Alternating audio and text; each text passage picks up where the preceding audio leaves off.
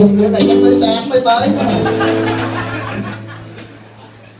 Hè sang thu tới và anh chưa đến, khung trời trắng đầy một nỗi nhớ.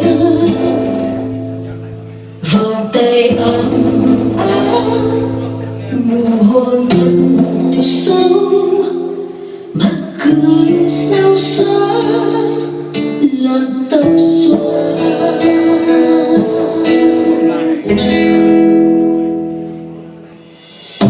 Dòng sông đầy nắng bờ đầy gió, anh gần mơ hồ ngạt khói thuốc bờ vai đêm mãi gió cười thầm vang thì thầm anh nói từ dần khuya vì anh chưa đến.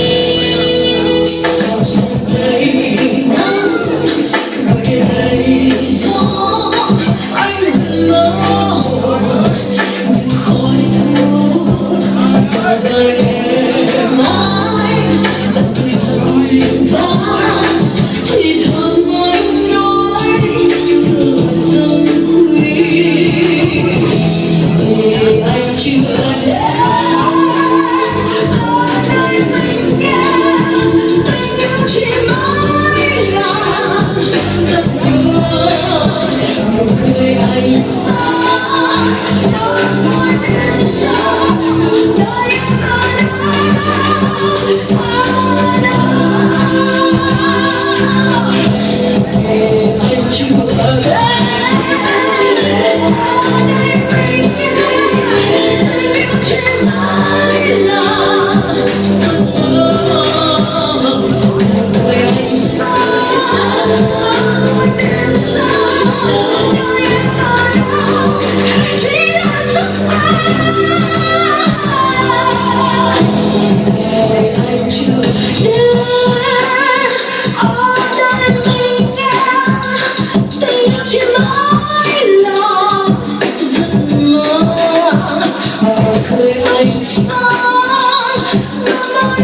xa.